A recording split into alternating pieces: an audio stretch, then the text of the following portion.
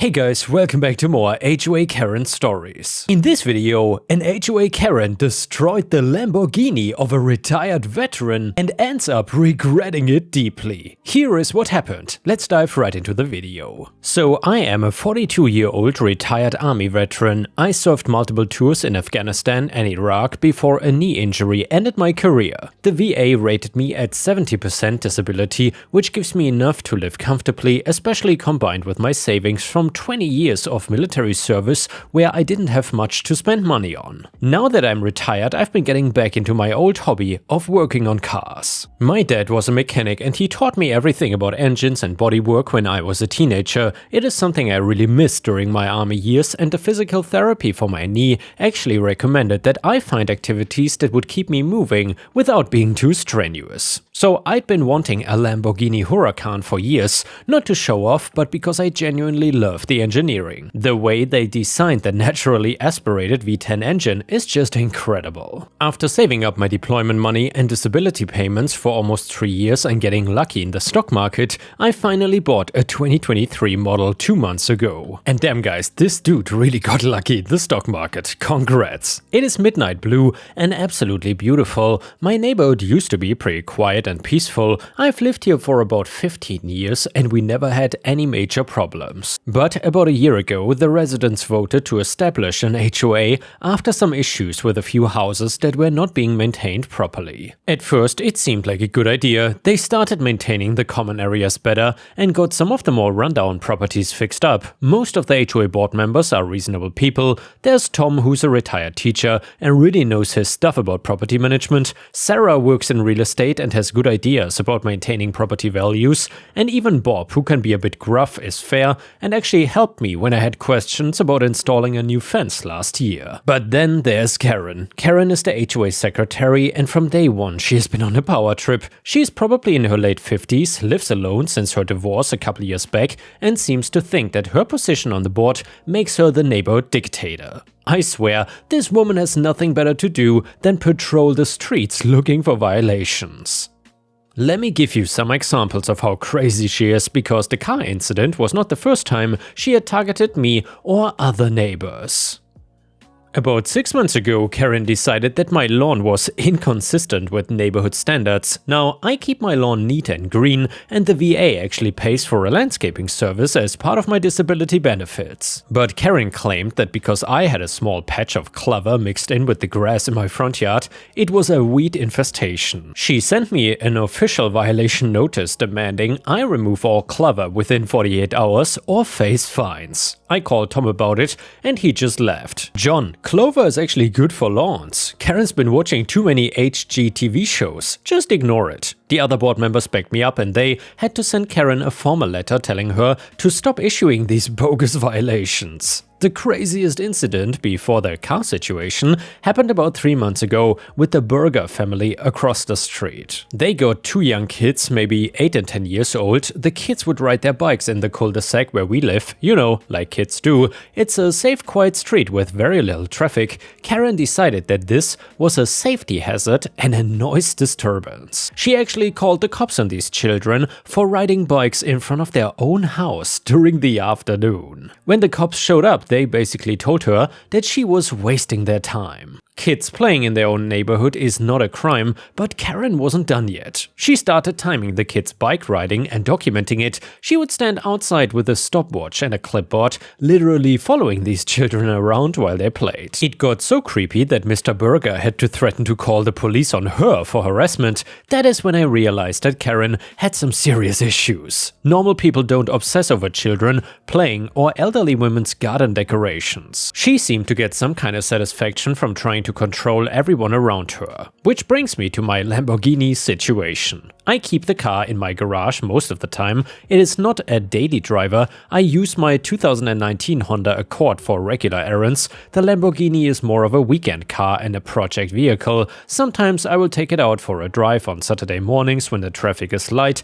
but mostly I just enjoy working on it and keeping it in perfect condition. About a month after I bought it, I was in my garage detailing the car with the garage door open to get some airflow. I had my shop radio playing classic rock at a reasonable volume volume, and I was just enjoying the process of waxing the paint. It's actually quite relaxing for me, but that is when Karen marched over like she owned the place. "Excuse me," she said in that condescending tone she uses with everyone. "You cannot operate a commercial garage in a residential neighborhood."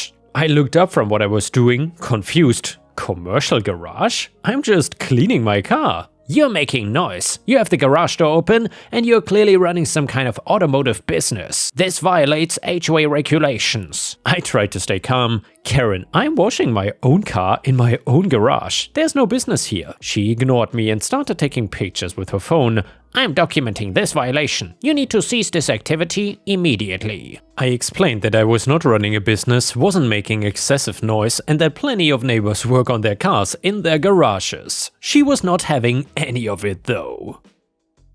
"This is exactly the kind of behavior that brings down property values," she said. "People don't want to live next to someone who thinks their garage is an auto shop." After that confrontation, the harassment really ramped up by Karen. I started getting official-looking violation notices about every week.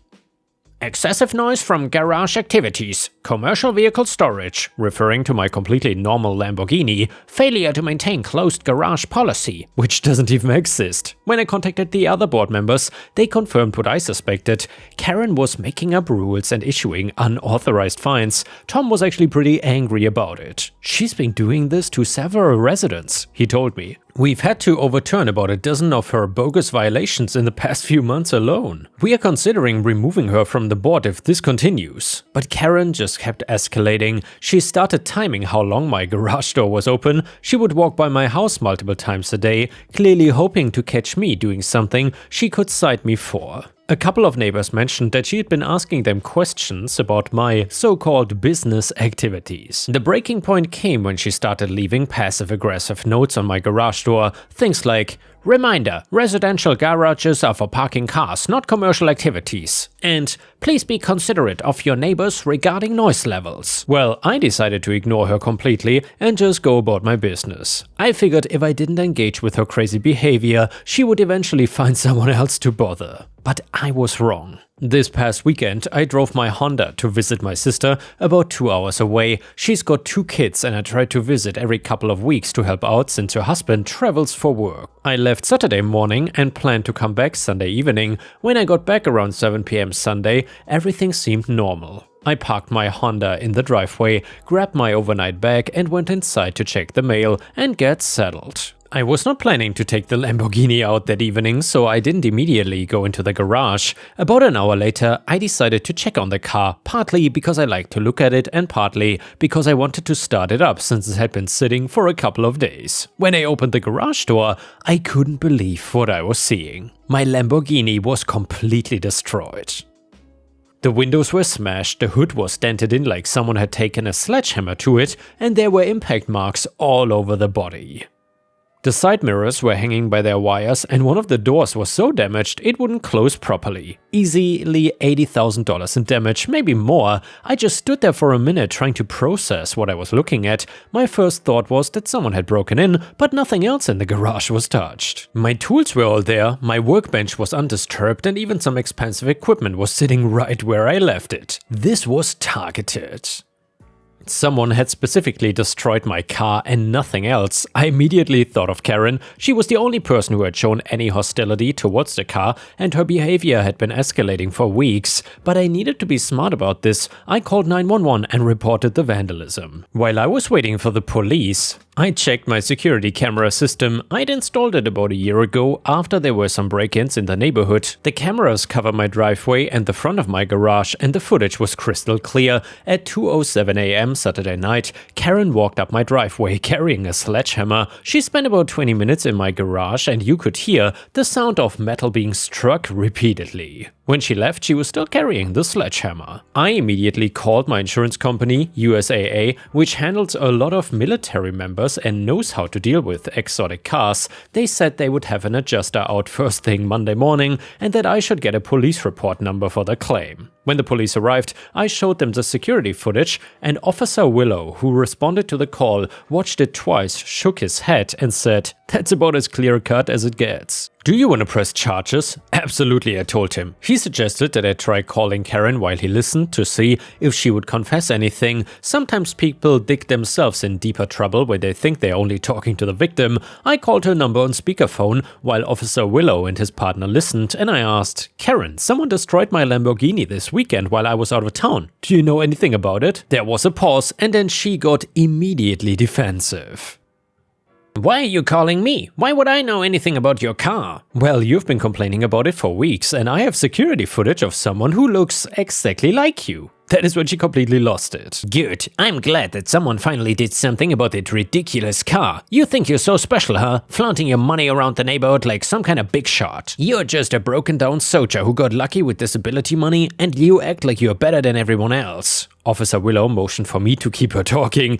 "Karen, are you saying that you destroyed my car?" "Damn right I did. Every night I had to look at that thing sitting in your garage knowing you're living high on the government dime while the rest of us work for everything we have. I've worked my whole life and I cannot afford anything like that. So yeah, I took a sledgehammer to it and I'm glad I did." The officers had heard enough. Officer Willow took the phone from me. "Ma'am, this is Officer Willow with the city police. You just confessed to felony vandalism. We'll be over to arrest you in a few minutes." You could hear Karen drop the phone. 20 minutes later, Karen was in handcuffs, still screaming about how unfair it was that I had a nice car and she didn't. But the story doesn't end there. Karen made bail and apparently her sister came up with the money. I figured that would be the end of it until the court date. I was in my driveway around 6 p.m. talking to the USAA adjuster about the damage assessment when Karen came charging out of her house. She was carrying, once again, the same sledgehammer. "You ruined my life," she screamed, running straight at me. "I lost my job because of you. I'm gonna finish what I started." She swung the sledgehammer right at my head. Now Karen clearly forgot that I'm a combat veteran with hand-to-hand training. As she brought the sledgehammer down, I sidestepped, grabbed her wrists and used her own momentum to throw her to the ground. The sledgehammer went flying across the driveway, but she wasn't done. She got up and tried to claw at my face, calling me every name in the book. Well, at that point, I did what my training taught me. I threw a controlled punch right to her jaw. She dropped like a sack of potatoes, completely unconscious. The insurance adjuster was standing there with his mouth open, probably wondering what kind of a neighborhood he had wandered into. I immediately called 911 again. "This is John. I need police and an ambulance. The woman who destroyed my car just got out on bail and attacked me with a sledgehammer. I had to defend myself and she's unconscious." The paramedics arrived first and confirmed that Karen was just knocked out, no serious injury. When she came to about 10 minutes later, she was immediately arrested again, this time for assault with a deadly weapon and violation of her bail conditions. Officer Willow, who happened to be on duty again, just shook his head when he saw me. "Some people never learn," he said. "She's not getting bail this time." And he was right. At Karen's second arraignment Tuesday morning, the judge took one look at her record. Felony vandalism followed immediately by assault with a deadly weapon while on bail and denied bail entirely. The district attorney told me that Karen was now facing multiple felony charges and was looking at several years in prison. Her public defender already called asking if I'd be willing to accept a plea deal, but honestly, after she tried to bash my skull in with a sledgehammer, I'm not feeling very generous here. The HOA board held an emergency meeting and voted unanimously to remove Karen from her position. They also passed a resolution apologizing to me and several other residents who had been harassed by her unauthorized enforcement actions. So yeah, Karen destroyed my car thinking she would get away with it because she was jealous of what I had earned through military service, but within 24 hours she was arrested twice, lost her job, lost her position on the HOA board, and is now looking at several years in prison. I would say she regretted it pretty instantly. The funniest part though, my neighbor Tom told me later that Karen had always talked about wanting a luxury car, but could never afford one on her administrative assistant salary. Well, it turns out she was just eaten up with jealousy the whole time. My Lamborghini is currently being repaired at a specialty shop that USAA recommended. It should be back to perfect condition in about 6 weeks.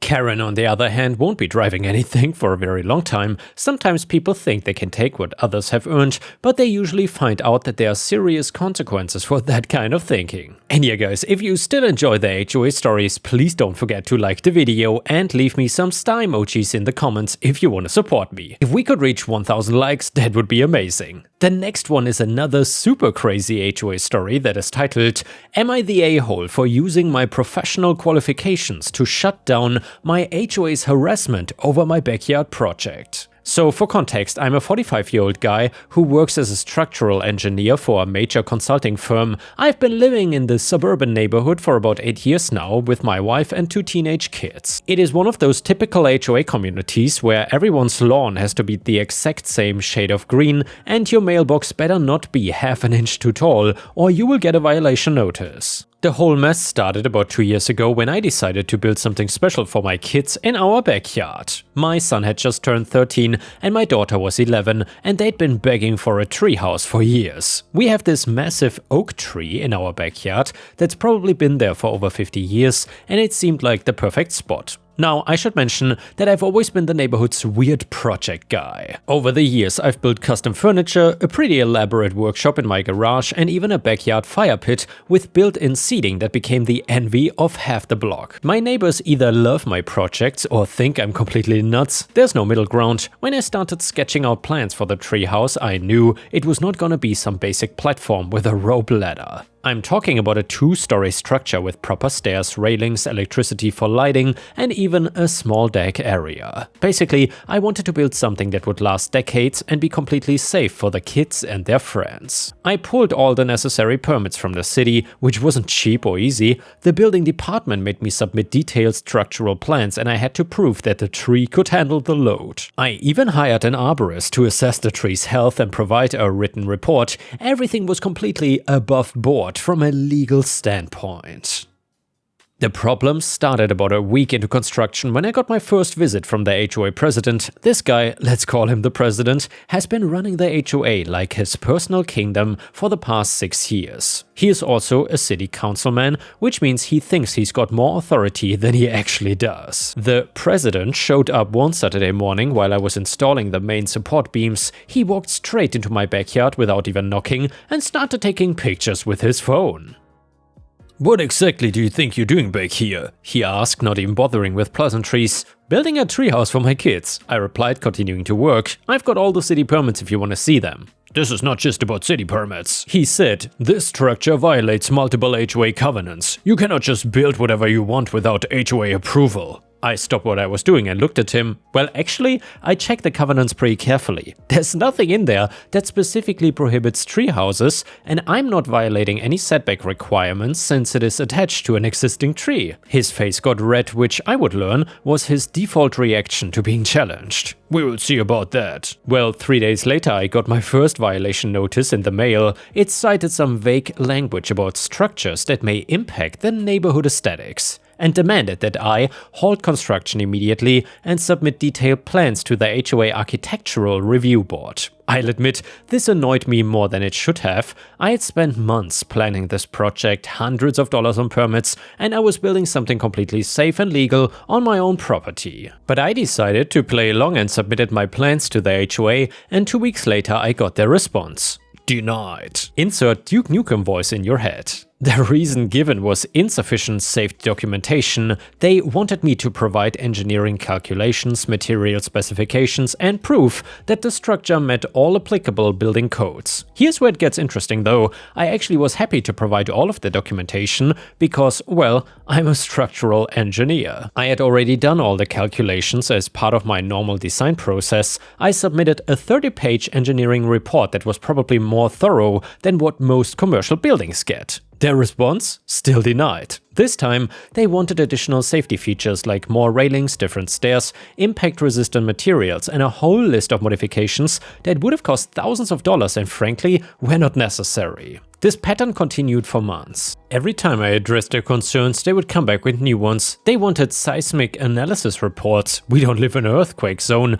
They wanted wind load calculations for hurricane conditions. We are nowhere near the coast. They demanded that I install professional-grade safety equipment that you would find on a construction site. Meanwhile, the president started showing up at my house regularly, always when I was not home. My wife told me that he had been taking pictures and measurements, and once she caught him actually climbing onto our deck to get a better view of the backyard. When she confronted him, he claimed that he was conducting an official HOA inspection. "This is getting ridiculous," my wife said one evening after another surprise visit. "He's harassing us at this point." "I know," I replied, "but I'm not backing down. We're not doing anything wrong here." The whole thing was affecting my kids too. They had gotten excited about the treehouse and now they kept asking when it would be finished. I'd already built the basic structure, but I'd stopped working on the finishing touches because of all this HOA drama. About 18 months into this mess, I got a letter that made my blood boil. The HOA was threatening legal action if I didn't either bring the structure into compliance with their ever-changing requirements or remove it entirely. They gave me 30 days to respond. That is when I decided that I'd had enough of playing nice. I called the HOA's management company and requested to speak with their legal counsel. When I explained the situation, the lawyer actually seemed surprised by how unreasonable the demands had become.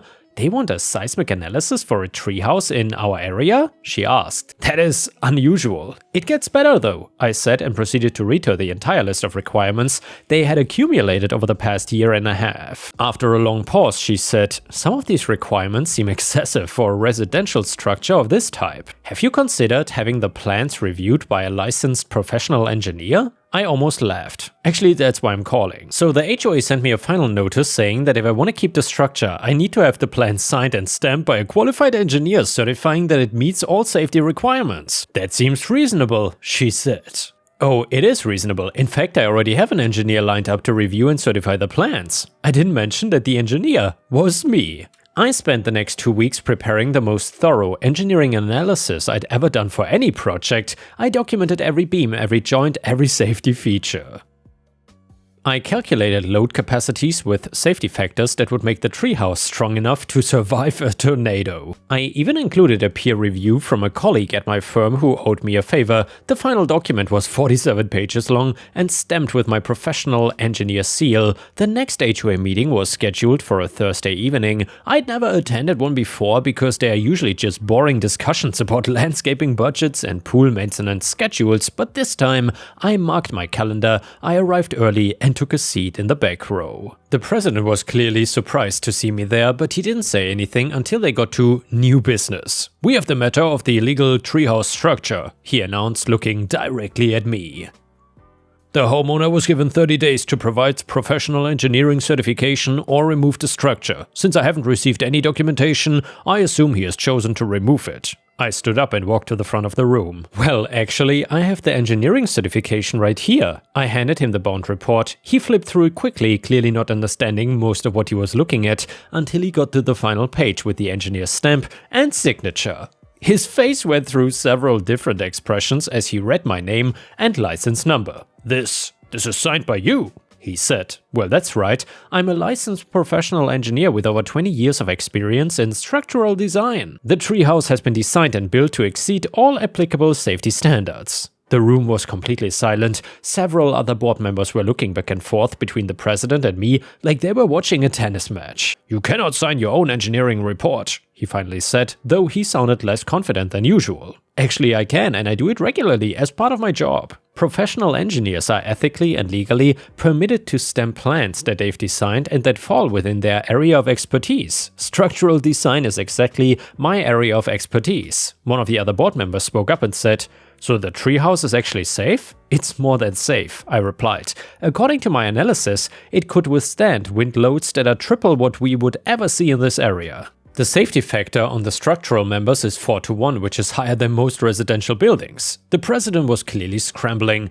"Well, there are still aesthetic concerns and property value impacts to consider." "Which are not engineering issues," I said, and according to the HOA covenants, structures that meet all applicable building codes and safety requirements can only be denied for very specific aesthetic reasons. And my treehouse doesn't violate any height restrictions, setback requirements, or material specifications listed in the covenants. I could see several people in the audience starting to smile, a few were even chuckling quietly. Furthermore, I continued, I've been documenting this entire process, including the constantly changing requirements and the repeated inspections of my property. I think most people would agree that requesting seismic analysis for a treehouse in our area is unreasonable. The president's face was getting red again. This board has the authority to regulate structures that impact the neighborhood. Absolutely, I agreed, but that authority has to be exercised reasonably and consistently. You cannot make up new requirements every month just because you don't like a particular project. At that point, another board member called for a motion to approve my treehouse based on the engineering certification. The motion passed 4-1 with only the president voting against it. After the meeting, several neighbors came up to congratulate me. Apparently a lot of people had been watching this drama unfold and were frustrated with how the president had been handling it. That was amazing, one neighbor said. We had no idea you were an engineer. I never thought it was relevant before, I replied. My kids finally got their finished treehouse about a month later. It turned out even better than I'd originally planned, partly because all the HOA delays had given me time to add extra features. But here's my question. Was I wrong to let this drag on for 2 years before revealing that I was qualified to provide the engineering certification they kept demanding? Some people have said I should have been upfront about my background from the beginning. Others think the president deserved to be embarrassed after all the harassment. My wife thinks I handled it perfectly, but she's probably biased. My kids definitely think I'm a hero, but they are biased too. So Reddit, am I the a-hole for using my professional qualifications to shut down what I saw as HOA harassment? And yeah guys, let me know in the comments what you think about this. Do you think OP was the a-hole or not? Comment number 1, you're the a-hole, and honestly, I'm surprised so many people are supporting this petty power play. Look, I get that the HOA president was being unreasonable, but you deliberately wasted everyone's time for 2 years just to prove a point. You could have solved this entire mess in week 1 by simply saying, I'm a structural engineer, here's my professional analysis. But instead you chose to drag it out because, what? You wanted to embarrass the guy at a public meeting? Think about all the time and energy that got wasted here, not just yours, but the HOA board members, the management company, their lawyer, your wife having to deal with surprise visits, etc. You put your family through months of stress when you had the solution in your back pocket the entire time, and before people jump on me about the president deserved it, yeah, he was being a pain, but that doesn't justify deliberately prolonging a conflict when you had the power to end it early. That's not justice, that's just being vindictive. Comment number 2, not the a-hole, and frankly, this was beautiful to watch unfold. People saying you should have revealed your credentials earlier are missing the point entirely. You followed their process, you submitted plans, you addressed their concerns, you jumped through every hoop they put in front of you. The fact that they kept moving the goalposts proves this was never about legitimate safety concerns, it was about a power-tripping HOA president who couldn't handle being told no. The seismic analysis demand for a treehouse? In a non-earthquake zone? Come on. That is when it became clear this guy was just making stuff up to force you to give up. You gave them exactly what they asked for, professional engineering certification. Not your fault they assumed you would have to pay someone else thousands of dollars to get it, play stupid games, win stupid prizes.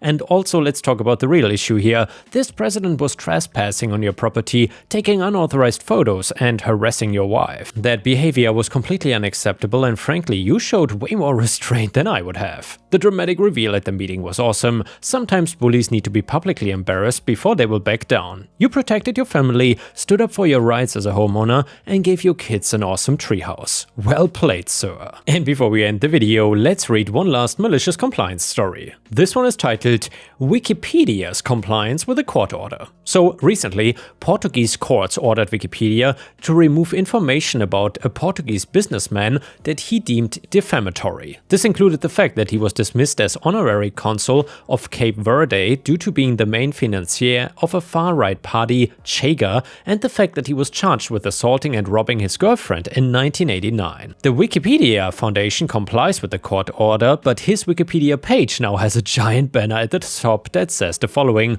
on August 5th, 2025, content from this article was removed following a court order and must not be restored. Therefore, this article may not meet Wikipedia's standards for neutrality and comprehensiveness. The removed content pertains to the following: crimes allegedly committed by the businessman in 1989 and associated proceedings. Number 2, an organization the businessman allegedly founded. Number 3, his alleged dismissal from a civil service post. This banner implicitly encourages readers just to do research into the information that was removed while letting everyone know that he sued to have it hidden. And yeah guys, props to Wikipedia, that is absolutely awesome. Thank you so much for watching, I hope you enjoyed the video, and I will see you again tomorrow. Also, don't forget to subscribe to not miss my daily content.